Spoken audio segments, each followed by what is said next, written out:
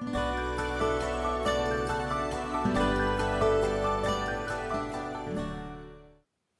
everyone, it's great to be with you on Read Through the Word. It is February the 22nd. We are moving right along through our journey already.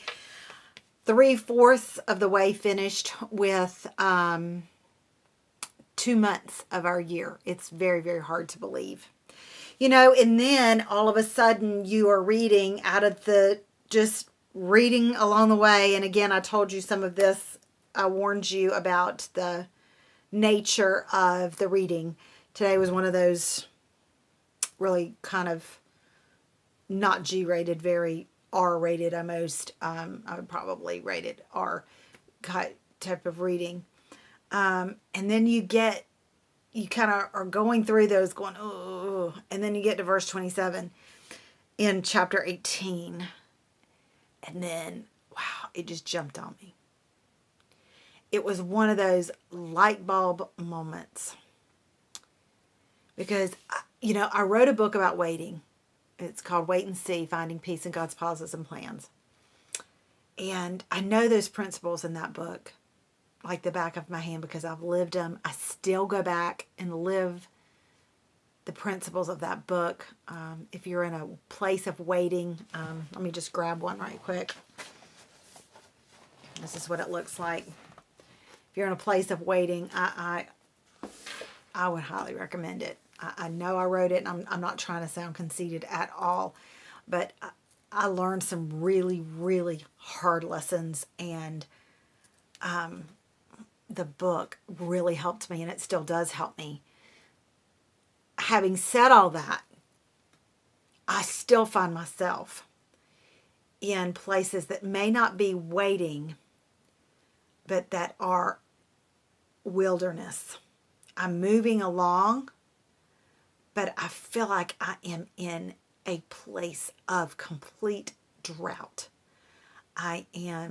It's like I'm in a fog. I'm moving. I know that I'm moving. I feel my pulse. I know I'm alive. There are things happening. But I feel like it is so dry and dusty around me that there are times that I desperately turn back to familiar things that aren't good for me.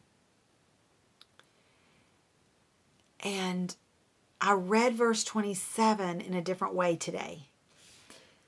All these detestable activities, that all of those R-rated things that I talked about, are practiced by the people of the land where I'm taking you. Okay, I just read that out loud, and it's here's a word.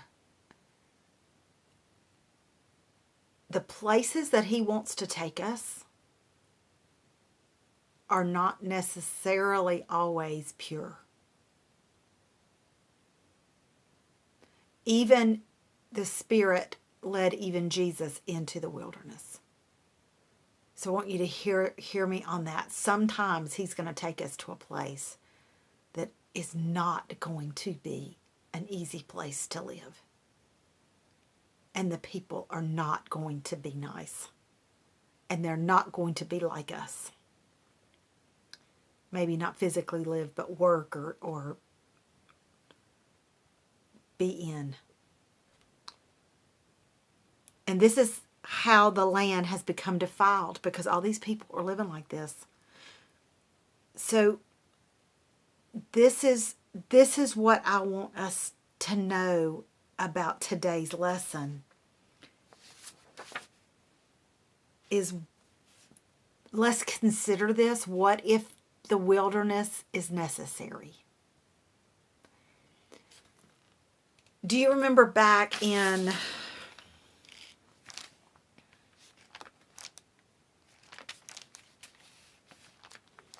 hold on, I'm going to get there. Oh my goodness, how far we have come. Wow. Back in Exodus 14, Exodus 13. Back in Exodus 13, when Pharaoh let the people go, God did not lead them along the road that runs through the Philistine territory. That is the shortest route to the promised land. He needed the people to learn some things that only the wilderness could teach them. Okay? Sometimes we have to experience the wilderness so we can really know who God is. So when we get to where we're going, we're prepared. Because they're stepping into the land of milk and honey, but they're not going to be sitting around eating the milk, drinking the milk and eating the honey all day long. They're going into a war zone. And he is trying to teach them, I'm faithful, I'm just, I expect you to obey me, I'm going to provide, protect, and lead. But I need you here, out here in this dusty place, having manna and quail and water from the rock. Right now, this is where I need you. You have to be here to learn what is necessary to get you for you to survive and where you're going. How different would we view our wilderness if we looked at it as a place where we could get to know God and trust Him and be prepared for the place that He's taking us. He's taking you somewhere. He's taking me somewhere. And let's not fight it. Let's not rush. Let's sit and go, okay, God, I'm thirsty. I need some water. I'm hungry. I need some manna. And I need to know what you need me to know because you're taking me somewhere and I want to be prepared. Whoa, wow. That's a good lesson for us, y'all. It is such a good lesson for us. Thank you, Lord. Thank you. We'll see you next time on Read Through the Word.